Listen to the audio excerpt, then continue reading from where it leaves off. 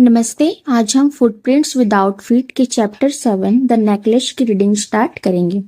Matilda is invited to a grand party. She has a beautiful dress but no jewellery. She borrows a necklace from a friend and loses it. What happens then? Matilda को एक बड़ी party में बुलाया जाता है। उसके पास एक सुंदर ड्रेस है लेकिन कोई ज्वेलरी नहीं है। वह एक दोस्त से नेकलेस उधार लेती है और उसे खो देती है। फिर क्या होता है? She was one of those pretty young ladies born as if through an error of destiny into a family of clerks. She had no dowry, no hopes, no means of becoming known, loved and married by a man either rich or distinguished, and she allowed herself to marry a petty clerk in the office of the Board of Education. She was simple but she was unhappy. वह उन खूबसूरत जवान लड़कियों में से एक थी जो किस्मत की गलती से क्लर्कों के परिवार में पैदा हुई थी। उसके पास न दहेज था, न कोई उम्मीद, ना ही किसी अमीर या जाने माने आदमी से जान पहचान, प्यार और शादी का कोई जरिया।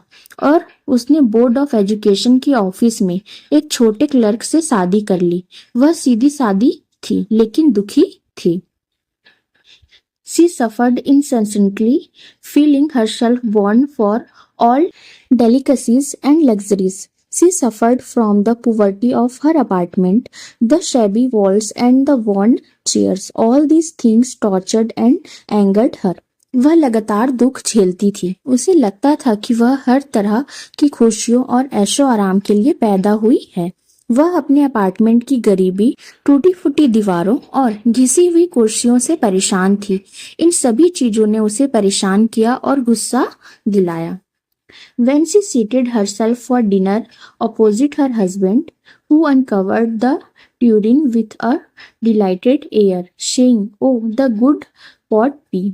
I know nothing better than that." She would think of elegant dinners of shining silver. She thought of the exquisite food served in marvelous dishes. She had neither frocks nor jewels, nothing, and she loved only those things.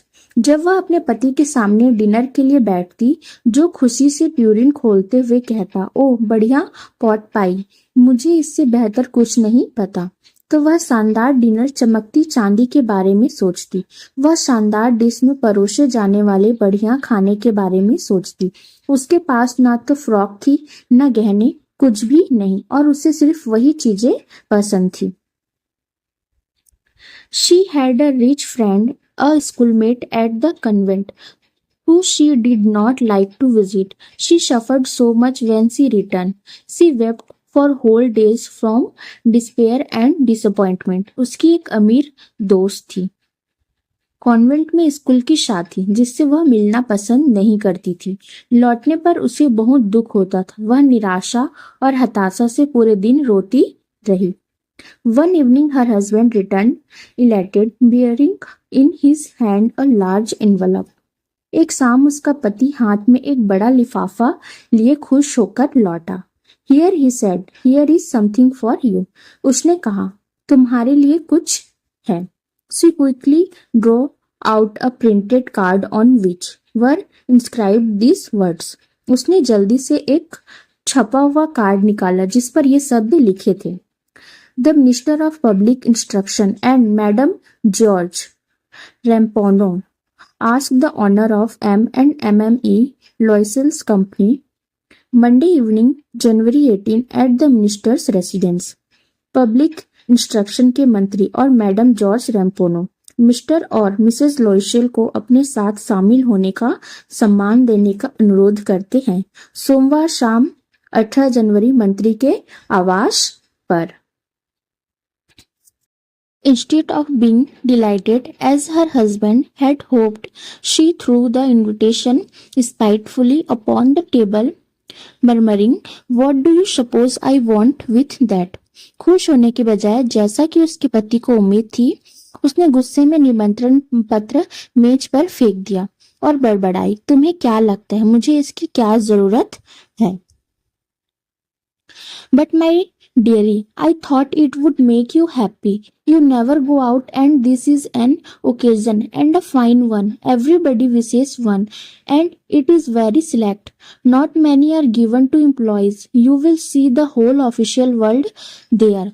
लेकिन मेरी प्यारी, मुझे लगा कि इससे तुम्हें खुशी होगी। तुम कभी बाहर नहीं जाती और यह एक मौका है, और बहुत बढ़िया मौका।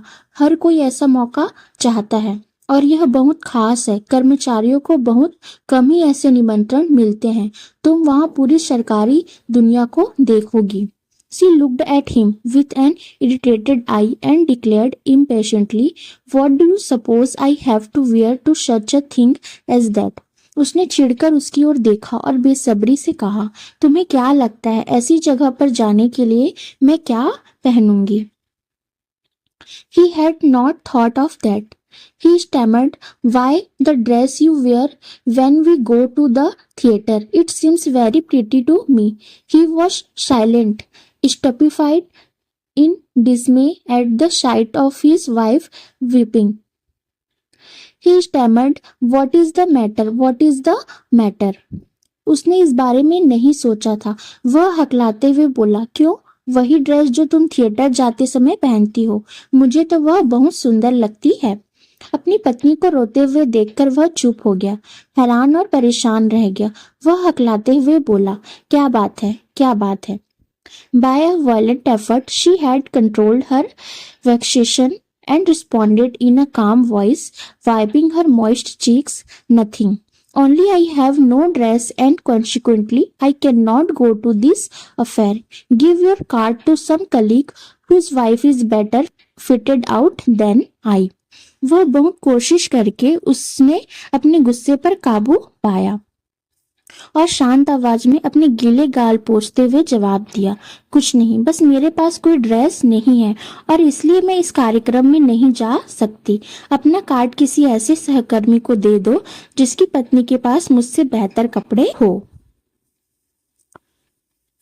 He was grieved but answered, "Let us see, Matilda, how much would a suitable costume cost? Something that would serve for other occasions, something very simple." उसे दुख हुआ, लेकिन उसने जवाब दिया, सोचते हैं मटिल्डा, एक सही ड्रेस की कीमत कितनी होगी? ऐसी ड्रेस जो दूसरे मौकों पर भी काम आ सके, कुछ बहुत साधारण सी। She reflected for some seconds, thinking of a sum that she could ask for without bringing with it an immediate refusal and a frightened exclamation from the economical clerk.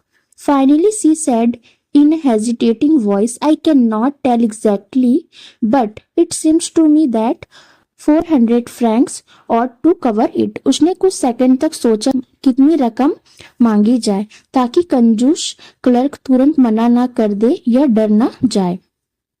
आखिरकार उसने हिचकिचाती हुई आवाज में कहा, मैं ठीक ठाक तो नहीं बता सकती, लेकिन मुझे लगता है कि 400 फ्रैंक में काम चल जाना चाहिए। He turned a little pale, for he had saved just this sum to buy a gun that he might be able to join some hunting parties the next summer with some friend who went to shoot larks on Sunday. Nevertheless, he answered, "Very well, I will give you 400 francs, but try to have a pretty dress." उसका चेहरा थोड़ा पीला पड़ गया, क्योंकि उसने इतनी ही रकम एक बंदूक खरीदने के लिए बचाई थी ताकि वह अगले गर्मियों में कुछ दोस्तों के साथ शिकार पर जा सके जो रविवार को लार्क पक्षियों का शिकार करने जाते थे। फिर भी उसने जवाब दिया, ठीक है, मैं तुम्हें 400 फ्रैंक दूंगा, लेकिन कोशिश करना कि ड्रेस सुंदर हो। The day of the ball approached and Mamie Loisel seemed sad, disturbed, anxious. Nevertheless, her dress was nearly ready. Her husband said to her one evening, "What is the matter with you? You have acted strangely for 2 or 3 days." Ball का दिन पास आ गया था और madam Loisel उदास, परेशान लग रही थी। फिर भी उनकी ड्रेस लगभग तैयार थी। उनके पति ने एक शाम उनसे कहा, तुम्हें क्या हो गया है? तुम 2-3 दिनों से अजीब हरकतें कर रही हो। And she responded, I am vexed not to have a jewel, nothing to adorn myself with. I shall have such a poverty stricken look. I would prefer not to go to this party. और उन्होंने जवाब दिया, मुझे इस बात का दुख है कि मेरे पास कोई गहना नहीं है, सजने संवरने के लिए कुछ नहीं है, मैं बहुत गरीब दिखूंगी, मैं इस पार्टी में नहीं जाना चाहूंगी. He replied, you can wear some natural flowers. In this season, they look very chic. उन्होंने जवाब दिया, तुम कुछ असली फूल पहन सकती हो, इस मौसम में वे बहुत अच्छे लगते हैं. She was not convinced. No, she replied, there is nothing more humiliating than to have a shabby air in the midst of rich women. उन्हें यकीन नहीं हुआ. नहीं, उन्होंने जवाब दिया, अमीर औरतों के बीच खराब दिखने से ज्यादा बेइज्जती वाली कोई बात नहीं है. Then her husband cried out, how stupid we are. Go and find your friend Mamie Forestier and ask her to lend you her jewels. फिर उनके पति चिल्लाए, हम कितने बेवकूफ हैं, जाओ और अपनी दोस्त मैडम फॉरेस्टियर को ढूंढो और उससे अपने गहने उधार मांगो. She uttered a cry of joy. It is true, she said. I had not thought of that. वह खुशी से चिल्लाई, यह सच है. उन्होंने कहा, मैंने ऐसा सोचा नहीं था. The next day, she took herself to her friend's house and related her story of distress. Mamie Forestier went to her closet, took out a large jewel case, brought it, opened it, and said, choose my dear. अगले दिन वह अपनी दोस्त के घर गई और अपनी परेशानी की कहानी सुनाई. मैडम फॉरेस्टियर अपनी अलमारी में गई, एक बड़ा गहनों का डिब्बा निकाला, उसे लाया, खोला और कहा, चुन लो मेरी प्यारी. She saw at first some bracelets, then a collar of a pearls, and a Venetian cross of gold, and jewels of admirable workmanship. She tried the jewels before the glass, hesitated, but could neither decide to take them nor leave them. Then she asked, have you nothing more? पहले उन्होंने कुछ कंगन देखे, फिर मोतियों का एक collar, फिर सोने का एक वेनेशियन क्रॉस और शानदार कारीगरी वाले गहने. उन्होंने शीशे के सामने गहनों को परखा, झिझकी, लेकिन ना तो उन्हें लेने का फैसला कर पाई और ना ही छोड़ने का. फिर उन्होंने पूछा, क्या तुम्हारे पास और कुछ नहीं है? Why, yes, look for yourself. I do not know what will please you. क्यों? हाँ, खुद ही देख लो, मुझे नहीं पता कि तुम्हें क्या पसंद आएगा. Suddenly she discovered in a black satin box a superb necklace of diamonds. Her hands trembled as she took it out. She placed it about her throat against her dress and was ecstatic. Then she asked in a hesitating voice full of anxiety, could you lend me this, only this? अचानक उन्हें एक काले शैटिन के डिब्बे में hero का एक शानदार हार मिला. उसे निकालते समय उनके हाथ कांप रहे थे. उन्होंने उसे अपनी ड्रेस के पास गले में डाला और बहुत खुश हुई. फिर उन्होंने झिझकते हुए चिंता से भरी आवाज में पूछा, क्या तुम मुझे यह उधार दे सकते हो, सिर्फ यही? Why, yes, certainly. क्यों? हाँ, जरूर. She fell upon the neck of her friend, embraced her with passion, then went away with her treasure. वह अपनी सहेली के गले लगी, उसे जोश के साथ गले लगाया और फिर अपना कीमती हार लेकर चली गई.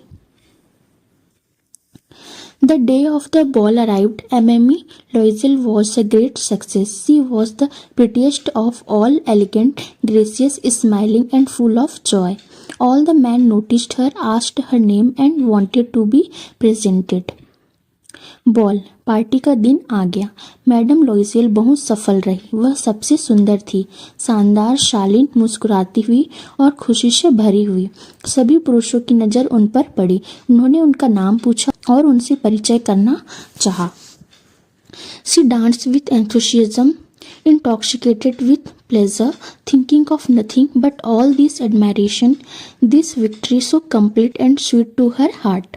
वह जोश के साथ नाची, खुशी के नशे में चूर थी और उन्हें बस अपनी तारीफ और दिल को छू लेने वाली इस पूरी जीत के अलावा और कुछ नहीं सूझ रहा था. She went home towards 4 o'clock in the morning. Her husband had been half asleep in one of the little salons since midnight, with 3 other gentlemen whose wives were enjoying themselves very much. वह सुबह लगभग 4 बजे घर लौटी। उनके पति आधी रात से ही एक छोटे से कमरे में 3 अन्य सज्जनों के साथ आधी नींद में बैठे थे, जिनकी पत्नियां भी पार्टी का भरपूर मजा ले रही थी। He threw around her shoulders the modest wraps they had carried, whose poverty clashed with the elegance of the ball costume. She wished to hurry away in order not to be noticed by the other women who were wrapping themselves in rich furs. उन्होंने उनके कंधों पर वे साधारण से कपड़े rap डाल दिए जो वे साथ लाए थे। उनकी सादगी पार्टी की शानदार पोशाक के साथ बिल्कुल मेल नहीं खा रही थी। वह जल्दी से वहां से निकल जाना चाहती थी ताकि दूसरी महिलाएं जो महंगे फर वाले कोट ओढ़ रही थी उन्हें ना देख लें। Loisel detained her. Wait, said he, I am going to call a cab. Loisel ने उन्हें रोका। रुको, उन्होंने कहा, मैं एक कैब बुलाता हूँ। But she would not listen and descended the steps rapidly. When they were in the street, they found no carriage, and they began to seek for one, hailing the coachman whom they saw at a distance. लेकिन उन्होंने एक ना सुनी और तेजी से सीढ़ियां उतर गई। जब वे सड़क पर पहुंचे तो उन्हें कोई गाड़ी नहीं मिली और वे गाड़ी ढूंढने लगे। दूर दिख रहे कोचवानों को आवाज देने लगे। They walked along toward the river, hopeless and shivering. Finally, they found one of those old carriages that one sees in Paris after nightfall. वे निराश और ठंड से कांपते हुए नदी की ओर चल पड़े। आखिरकार उन्हें वैसी ही एक पुरानी गाड़ी मिल गई जैसी पेरिस में रात के समय दिखती है। It took them as far as their door, and they went wearily up to their apartment. It was all over for her, and on his part, he remembered that he would have to be at the office by 10 o'clock. गाड़ी उन्हें उनके घर के दरवाजे तक ले गई और वे थके हारे अपने अपार्टमेंट में ऊपर गए। उनके लिए सब कुछ खत्म हो चुका था और उन्हें पति को याद आया कि उन्हें सुबह 10 बजे तक ऑफिस पहुंचना है। She removed the wraps from her shoulders before the glass for a final view of herself in her glory. Suddenly she uttered a cry. Her necklace was not around her neck. अपनी शानदार खूबसूरती को आखिरी बार देखने के लिए उन्होंने आईने के सामने खड़े होकर अपने कंधों से वे कपड़े हटाए। अचानक उनके मुंह से चीख निकल पड़ी। उनका हार उनके गले में नहीं था। Loisel already half undressed asked what is the matter. Loisel ने पहले ही आधे कपड़े उतार दिए थे। पूछा, क्या बात है? She turn towards him excitedly. I have no longer have Mme Forestier's necklace. वह उत्साहित होकर उसकी ओर मुड़ी। मेरे पास मैडम फॉरेस्टियर का नेकलेस नहीं है। He arose in dismay. What? How is that? It is not possible. वह परेशान होकर उठा। क्या? यह कैसे? यह मुमकिन नहीं है। And they looked in the folds of the dress, in the folds of the clock, in the pockets, everywhere. They could not find it. और उन्होंने ड्रेस की तहों में, लबादे की तहों में, जेबों में और हर जगह देखा। उन्हें वह नहीं मिला। He asked, You are sure you still had it when we left the ministers house? उसने पूछा, तुम्हें पक्का है कि जब हम मिनिस्टर के घर से निकले थे तो वह तुम्हारे पास था? Yes, I felt it as we came out. हाँ, बाहर निकलते समय मुझे इसका एहसास हुआ था। But if you had lost it in the street, we should have heard it fall. It must be in the cab.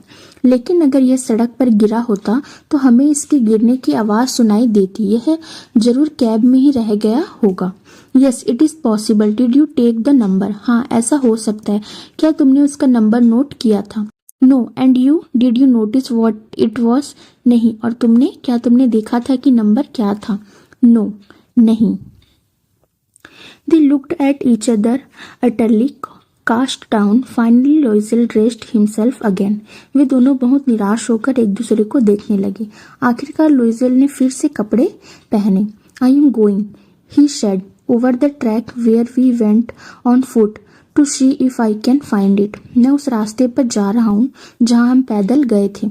उसने कहा, देखता हूँ कि क्या वह मिल जाए. And he went. She remained in her evening gown, not having the force to go to bed. और वह चला गया और वह अपने इवनिंग गाउन में ही बैठी रही. उसमें बिस्तर पर जाने की भी हिम्मत नहीं थी. Towards 7 o'clock, her husband returned. He had found nothing. लगभग 7 बजे उसके पति वापस आए. उन्हें कुछ नहीं मिला था. He went to the police and to the cab offices and put an advertisement in the newspapers offering a reward. Way police और कैब ऑफिस गए और इनाम की घोषणा करते हुए अखबारों में विज्ञापन भी दिया. She waited all day in a state of bewilderment before this frightful disaster. Loisel returned in the evening, his face pale. He had discovered nothing. वह इस भयानक मुसीबत से घबराकर पूरे दिन इंतजार करती रही. शाम को लॉइजेल वापस आए. उनका चेहरा पीला पड़ गया था. उन्हें कुछ नहीं मिला था. He said, "Write your friend that you have broken the clasp of the necklace and that you will have it repaired. That will give us time." उन्होंने कहा, अपनी सहेली को लिखो कि हार का क्लैस्प टूट गया है और तुम उसे ठीक करवा रही हो. इसमें हमें कुछ समय मिल जाएगा. She wrote as he dictated. उसने वैसा ही लिखा जैसा उन्होंने बताया. At the end of a week, they had lost all hope, and Loisel, older by 5 years, declared, "We must replace this jewel." एक हफ्ते के बाद उनकी सारी उम्मीदें खत्म हो गई और लॉइजेल, जो अब 5 साल बूढ़े लग रहे थे, बोले, हमें इस गहने की जगह दूसरा गहना लेना ही होगा. In a shop of the Palais Royal, they found a chaplet of diamonds which seemed to them exactly like the one they had lost. It was valued at 40,000 francs. They could get it for 36,000. Palace royal की एक दुकान में उन्हें hero का एक हार मिला जो उन्हें बिल्कुल वैसा ही लगा जैसा उनका खोया हुआ हार था. उसकी कीमत 40,000 फ्रैंक थी. वे उसे 36,000 फ्रैंक में ले सकते थे. Loisel possessed 18,000 francs, which his father had left him. He borrowed the rest. He made ruinous promises, took money from usurers and the whole race of lenders. Then he went to get the new necklace, depositing on the merchant's counter 36,000 francs. लॉइजेल के पास 18,000 Frank थे जो उनके पिता ने उनके लिए छोड़े थे. बाकी पैसे उन्होंने उधार लिए. उन्होंने भारी ब्याज और मुश्किल शर्तों पर पैसे लिए. सूदखोरों और हर तरह के उधार देने वालों से कर्ज लिया. फिर वे नया हार लेने गए और दुकानदार के काउंटर पर 36,000 फ्रैंक जमा कर दिए. When Mamie Loisel took back the jewels to Mamie Forestier, the latter said to her in a frigid tone, "You should have returned them to me sooner, for I might have needed them." जब madam लॉइजेल ने madam Forestier को गहने वापस किए तो उन्होंने रूखे लहजे में कहा, तुम्हें यह मुझे पहले ही लौटा देने चाहिए थे, क्योंकि हो सकता है कि मुझे इनकी जरूरत पड़ जाती. Mamie Forestier did not open the jewel box as Mamie Loisel feared she would. What would she think if she should perceive the substitution? What should she say? Would she take her for a robber? Madam Forestier ने गहनों का डिब्बा नहीं खोला, जैसा कि madam लॉइसेल को डर था कि वे खोलेंगी. अगर उन्हें पता चल जाता कि गहने बदल दिए गए हैं तो वे क्या सोचती, वे क्या कहती, क्या वे उन्हें चोर समझती. Mamie Loisel now knew the horrible life of necessity. She did her part, now ever completely, heroically. It was necessary to pay this frightful debt. She would pay it. They sent away the maid. They changed their longings. They rented some rooms in an attic. Madam लॉइजल को अब तंगी भरी जिंदगी का बुरा अनुभव हो रहा था। फिर भी उन्होंने अपनी जिम्मेदारी पूरी बहादुरी से निभाई। उस भारी कर्ज को चुकाना जरूरी था, वे उसे चुकाएंगी ही।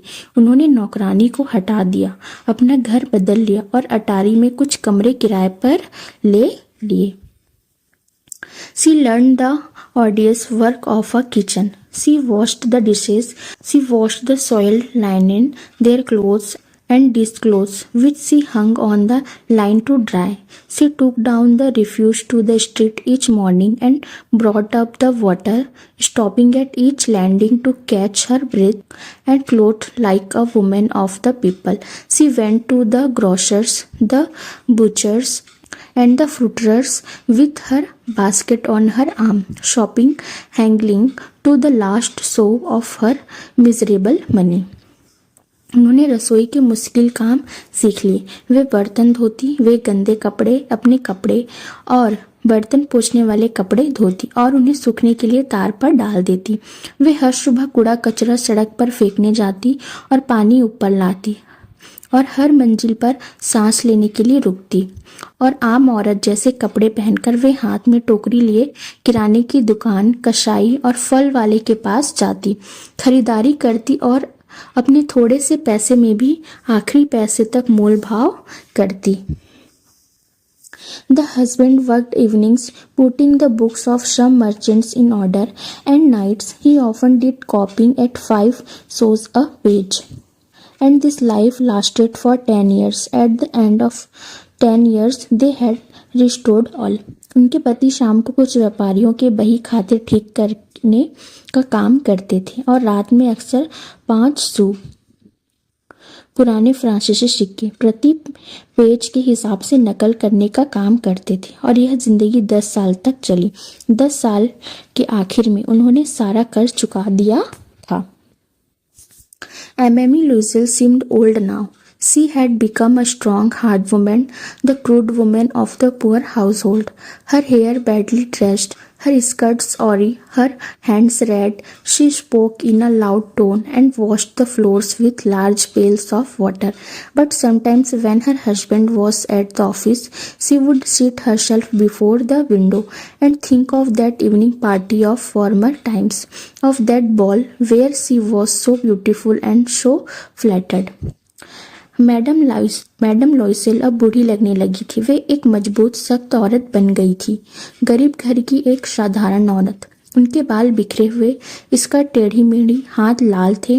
वे जोर से बोलती थी और पानी की बड़ी बाल्टियों से फर्श धोती थी। लेकिन कभी कभी जब उनके पति ऑफिस में होते तो वे खिड़की के पास बैठ जाती और पुराने समय की उस शाम की पार्टी के बारे में सोचती, उस बॉल डांस पार्टी के बारे में जहाँ वे कितनी खूबसूरत लगती थी और लोग उनकी कितनी तारीफ करते थे। How would it have been if she had not lost the necklace? Who knows how singular is life and how full of changes, how small a thing will ruin or save one. कैसा होता अगर उन्होंने हार ना खोया होता। कौन जाने जिंदगी कितनी अजीब है और कितने बदलाव से भरी है। कितनी छोटी सी चीज किसी को बर्बाद कर सकती है या बचा सकती है। One Sunday, as she was taking a walk in the Champs-Élysées to rid herself of the cares of the week, she suddenly perceived a woman walking with a child. It was Mamie Forestier, still young, still pretty, still attractive. Mamie Loisel was affected. Should she speak to her? Yes, certainly. And now that she had paid, she would tell her all. एक रविवार को जब वे हफ्ते भर की चिंताओं से दूर रहने के लिए सैम्स एलिजेस में टहल रही थी तो अचानक उन्होंने एक औरत को बच्चे के साथ टहलते हुए देखा। वो मैडम फॉरेस्टियर थी, अब भी जवान, अब भी सुंदर और अब भी आकर्षक। मैडम लॉइजल पर इसका गहरा असर हुआ। क्या उन्हें उनसे बात करनी चाहिए? हाँ, जरूर। और अब जब उसने पैसे चुका दिए थे तो वह उसे सब कुछ बता देंगी। वाई नॉट, क्यों नहीं। She approached her. Good morning Jeanne. वह उसके पास गई। Good morning Jeanne. Her friend did not recognize her and was astonished to be so familiarly addressed by this common personage. She stammered, but उसकी सहेली ने उसे पहचाना नहीं और हैरान रह गई कि एक आम सी दिखने वाली औरत इतने अपनापन भरे अंदाज में उससे बात कर रही है। वह हकलाते हुए बोली, लेकिन madam, I do not know, you must be mistaken. Madam, मैं नहीं जानती, शायद आपको कोई गलतफहमी हुई है। No, I am Matilda Loisel. नहीं, मैं मटिल्डा लुइजेल हूँ। Her friend uttered a cry of astonishment. Oh my poor Matilda. उसकी सहेली हैरानी से चिल्लाई, ओह मेरी बेचारी Matilda. How you have change. तुम कितनी बदल गई हो। Yes, I have had some hard days since I saw you and some miserable ones and all because of you. हाँ, जब से मैं तुमसे मिली हूँ तब से मेरे कुछ दिन बहुत मुश्किल और दुख भरे रहे हैं और यह सब तुम्हारी वजह से हुआ। Because of me. How is that. मेरी वजह से। वह कैसे। You recall the diamond necklace that you loan me to wear to the minister's ball. तुम्हें याद है मंत्री जी की पार्टी में पहनने के लिए तुमने मुझे जो हीरो का हार उधार दिया था। Yes, very well. हाँ, अच्छी तरह याद है। Well, I lost it. तो वह मुझसे खो गया था। How is that since you return it to me. वह कैसे। तुमने तो वह मुझे वापस कर दिया था। I return another to you exactly like it and it has taken us 10 years to pay for it. You can understand that it was not easy for us who have nothing, but it is finished and I am decently content. मैंने तुम्हें बिल्कुल वैसा ही दूसरा हार वापस किया था और उसकी कीमत चुकाने में हमें 10 साल लग गए। तुम समझ सकती हो कि हमारे जैसे लोगों के लिए जिनके पास कुछ नहीं है यह कितना मुश्किल था, लेकिन अब वह सब खत्म हो गया है और मैं काफ़ी संतुष्ट हूँ। MME Forestier stopped short. She said, you say that you bought a diamond necklace to replace mine. Madam Forestier अचानक रुक गई। उन्होंने कहा, तुम कह रही हो कि तुमने मेरे हार की जगह दूसरे हीरो का हार खरीदा था। Yes, you did not perceive it then, they were just alike. हाँ, तुम्हें तब पता नहीं चला, वे बिल्कुल एक जैसे थे। And she smiled with proud and simple joy. Mamie Foster was touched and took both her hands as she replied, oh, my poor Matilda, mine were false. They were not worth over 500 francs. और वह गर्व और सादगी भरी खुशी के साथ मुस्कुराई। मैडम फॉस्टर का दिल भर गया और उन्होंने उसके दोनों हाथ पकड़ते हुए कहा, ओह बेचारी मटिल्डा, मेरा वाला हार तो नकली था। उसकी कीमत 500 फ्रैंक से ज़्यादा नहीं थी। Guy de मोपांसा। ग्लॉसरी। इंसेसेंटली यानी कंटिन्यूस, लगातार। Turin, covered dish from which soup is served at the table. ढकी हुई डिश जिससे टेबल पर सूप परोसा जाता है। M, abbreviation for monsieur, form of address for a man in French. Monsieur का शॉर्ट फॉर्म, फ्रेंच में आदमी को बुलाने का तरीका। MME, abbreviation for madam, form of address for a woman in French. Madam का शॉर्ट फॉर्म, फ्रेंच में औरत को बुलाने का तरीका। Vexation, state of being distressed, परेशान होने की हालत। रुइनस, डिजास्ट्रस यानी बहुत बुरा। Usurers, money lenders, specially those who lend money on a high rate of interest, पैसे देने वाले, खासकर वे जो ज़्यादा ब्याज पर पैसा उधार देते हैं। Sou, a former French coin of low value, कम कीमत का पुराना फ्रेंच सिक्का। Awry, not in the correct position और शेप, ट्विस्टेड, सही जगह या शेप में नहीं, मुड़ा हुआ। Read and find out, what kind of a person is MME Loisel, why is she always unhappy. Madam Loisel किस तरह की इंसान है, वह हमेशा नाखुश क्यों रहती है। Answer, Mamie Loisel is a pretty, charming but dissatisfied and materialistic woman. She dreams of a rich and luxurious life.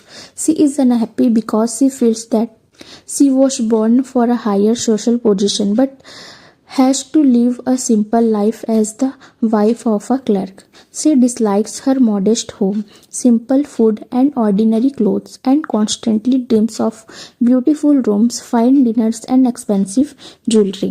Madam Loisel एक सुंदर और आकर्षक महिला है। लेकिन वह अपनी ज़िंदगी से खुश नहीं है और उन्हें भौतिक चीज़ों का बहुत शौक है। Amy Loisel is a pretty charming but dissatisfied and materialistic women. वह एक अमीर और शानदार जिंदगी जीने का सपना देखती है। She dreams of a rich and luxurious life. वह इसलिए नाखुश है क्योंकि उन्हें लगता है कि वह ऊंचे सामाजिक स्तर के लिए बनी थी। She is unhappy because she feels that she was born for a higher social position. लेकिन उन्हें एक क्लर्क की पत्नी के तौर पर साधारण जिंदगी जीनी पड़ रही है, but has to live a simple life as the wife of a clerk. उन्हें अपना साधारण घर, सादा खाना और आम कपड़े पसंद नहीं है। She dislikes her modest home, simple food and ordinary clothes. वह हमेशा सुंदर कमरों, शानदार डिनर और महंगे गहनों के सपने देखती रहती है और constantly dreams of a beautiful rooms, fine dinners and expensive jewellery.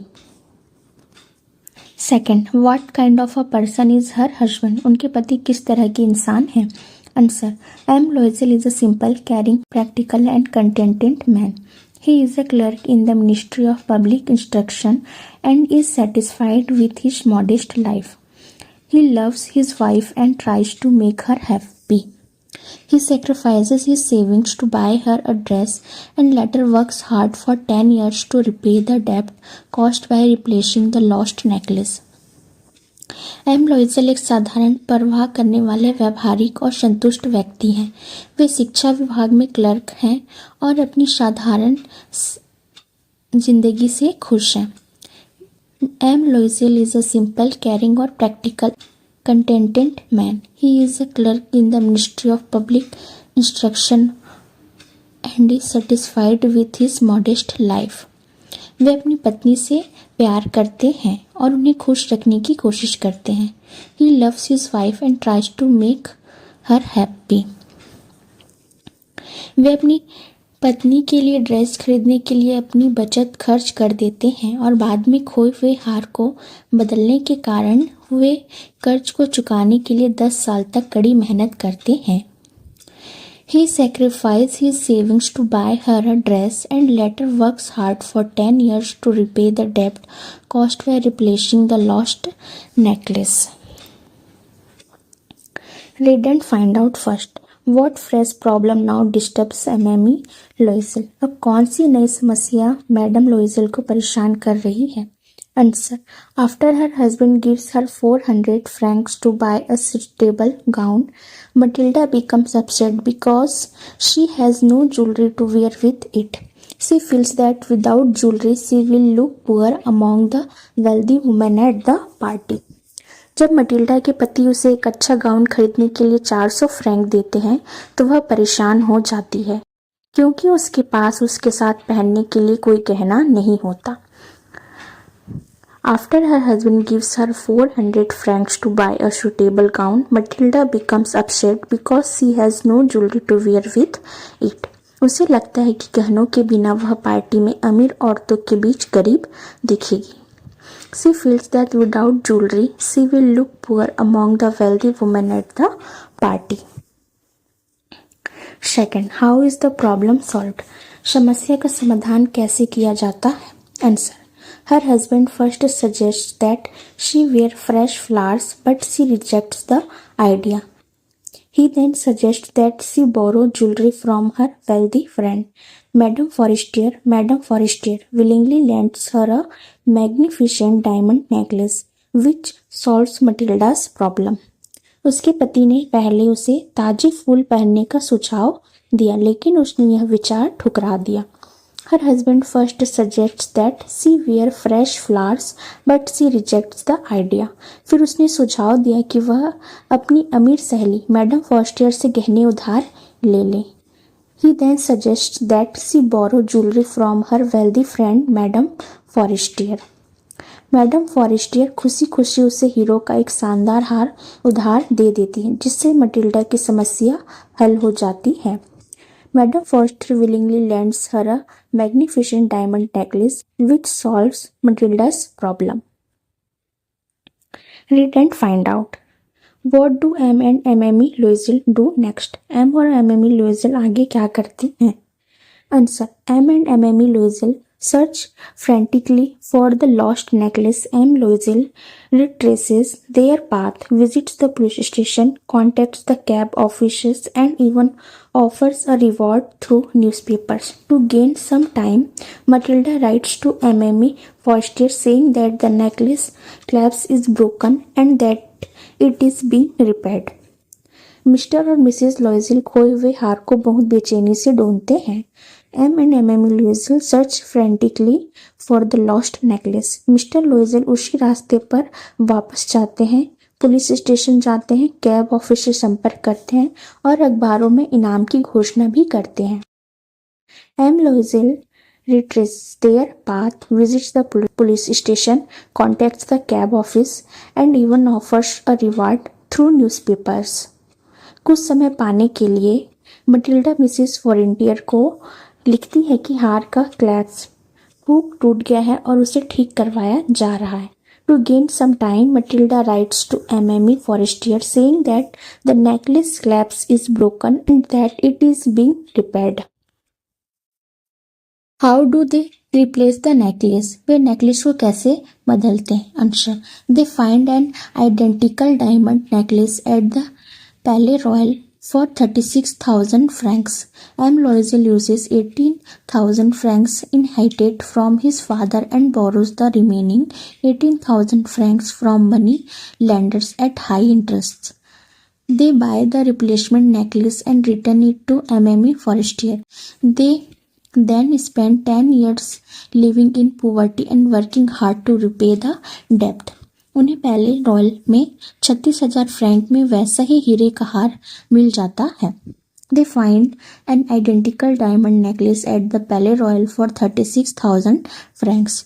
Mister Loisel अपने पिता से विरासत में मिले 18,000 फ्रैंक का इस्तेमाल करते हैं और बाकी 18,000 फ्रैंक शाहूकारों से ज़्यादा ब्याज पर उधार लेते हैं. M. Loisel uses 18,000 francs inherited from his father and borrows the remaining 18,000 francs from money lenders at high interest.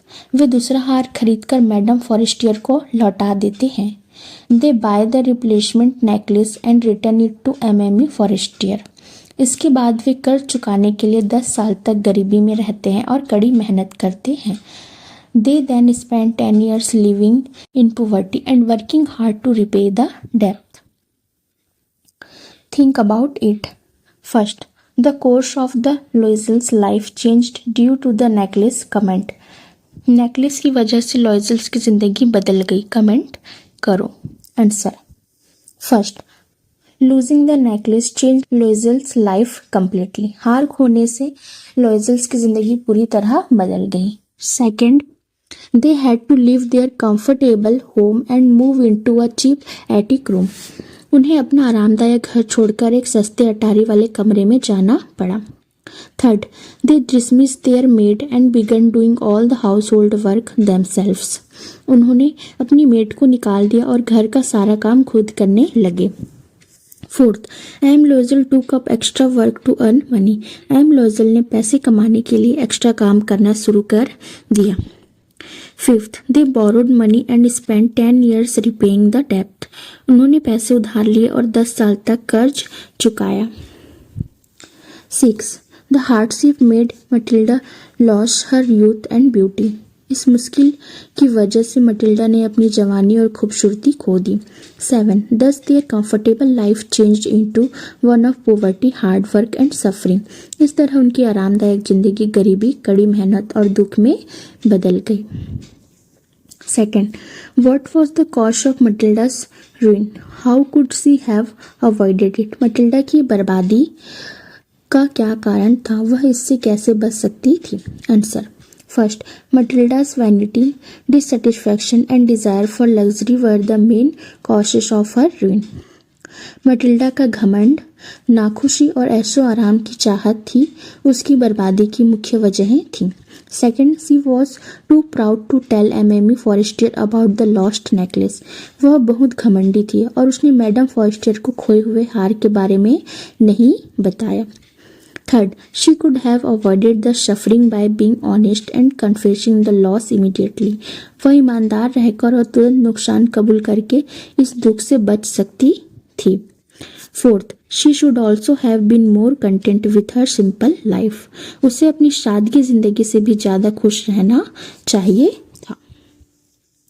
Third, what would have happened to Matilda if she had confessed to her friend that she had lost her necklace? अगर Matilda ने अपनी दोस्त को बताया होता कि उसका necklace खो गया है तो उसका क्या होता? Answer, MME Forestier would have told her that the necklace was made of imitation diamonds. Madam Forestier उन्हें बता देती कि वह हार नकली हीरो का बना था. Second, it was worth only about 500 francs. उसकी कीमत सिर्फ 500 फ्रैंक थी. Third, the Loisels would have been able to replace it easily. Loisel परिवार आसानी से उसे बदल सकता था. Fourth, they would have avoided the 36,000 franc डेब्ट एंड 10 years ऑफ हार्डशिप. वे 36,000 फ्रैंक के कर्ज और 10 साल की मुश्किलों से बच जाते. Fourth, if you were caught in a situation like this, how would you have dealt with it? अगर आप ऐसी किसी सिचुएशन में फंस जाते तो आप इससे कैसे निपटते? Answer, I would remain calm and tell the truth immediately. मैं शांत रहूंगा और तुरंत सच बता दूंगा. Second, I would apologise for my mistake. मैं अपनी गलती के लिए माफ़ी मांगूंगा. Third, I would discuss the problem openly with the person concern. मैं संबंधित व्यक्ति के साथ खुलकर समस्या पर बात करूंगा. Fourth, I would try to find a practical way to correct my mistakes. मैं अपनी गलती को सुधारने का कोई व्यवहारिक तरीका खोजने की कोशिश करूंगा. Talk about it. The characters in this story speak in English. Do you think this is their language? What clues are there in the story about the language its characters must be speaking in? इस कहानी के character English में बात करते हैं. क्या आपको लगता है कि यह उनकी भाषा है? कहानी में इस बारे में क्या क्लू है कि इसके कैरेक्टर किस भाषा में बात कर रहे होंगे? Answer, no, they most probably spoke French. नहीं, ज़्यादातर संभावना यही है कि वे फ्रेंच बोलते थे. क्लूज यानी संकेत. First, the characters have French names. पात्रों के नाम French. Second, M and MME are French forms of address. M और एमएमई संबोधन के फ्रेंच रूप हैं. Third, the story set in Paris. कहानी पेरिस में सेट है. Fourth, French currency such as francs and sou is mention. French मुद्रा जैसे फ्रैंक और शू का जिक्र है. Fifth, the story was originally written in French bye D मोमांसा and later translated into English. यह कहानी मूल रूप से गाय डी मोमांसा ने फ्रेंच में लिखी थी और बाद में इसका अंग्रेजी में अनुवाद किया गया. Second, honesty is the best policy. ईमानदारी सबसे अच्छी पॉलिसी है. Answer, Matilda's dishonesty made a small problem much worse. If she had told MME Foster the truth, she would have discovered that the necklace was only an imitation. Instead, she and her husband suffered for 10 years. Therefore, honesty helps us solve problems before they become bigger. Matilda की बेईमानी ने एक छोटी सी समस्या को और भी गंभीर बना दिया. Matilda's dishonesty made a small problem much worse. अगर उसने मैडम फॉस्टियर को सच बता दिया होता तो उसे पता चल जाता कि हार असली नहीं बल्कि नकली थी. If she had told MME Foster the truth, she would have discovered that the necklace was only an imitation. इसके बजाय उसे और उसके पति को 10 साल तक परेशानी झेलनी पड़ी. Instead, she and her husband suffered for 10 years. इसलिए ईमानदारी हमें समस्याओं को बड़ा होने से पहले ही सुलझाने में मदद करती है. Therefore, honesty helps us solve problems before they become bigger. Third, we should be content with what life gives us. जिंदगी हमें जो देती है हमें उसी में खुश रहना चाहिए. Answer, we should appreciate what we have instead of constantly desiring wealth and luxury. Matilda was unhappy because she was dissatisfied with her simple life. Her desire for a luxurious lifestyle led to unnecessary suffering. We should be grateful for what we have while working honestly to improve our lives. हमें हमेशा धन दौलत और ऐशो आराम की चाहत रखने की बजाय जो हमारे पास है उसी की कद्र करनी चाहिए. We should appreciate what we have instead of constantly desiring wealth and luxury. Matilda इसलिए नाखुश थी क्योंकि वह अपनी शादी जिंदगी से संतुष्ट नहीं थी. Matilda was unhappy because she was dissatisfied with her simple life. आलिशान जिंदगी जीने की उसकी चाहत ने उसे बेवजह दुख पहुंचाया. Her desire for luxurious lifestyle led to unnecessary suffering. हमें अपनी ज़िंदगी को बेहतर बनाने के लिए ईमानदारी से कोशिश करते हुए जो हमारे पास है उसके लिए शुक्रगुजार होना चाहिए. We should be grateful for what we have while working honestly to improve our lives. Suggested reading. पढ़ने के लिए सुझाव. The Dowry by Guy de Momansa. Second, A Cup of Tea by Catherine Mansfield. Third, The Bed by Anton Chekhov.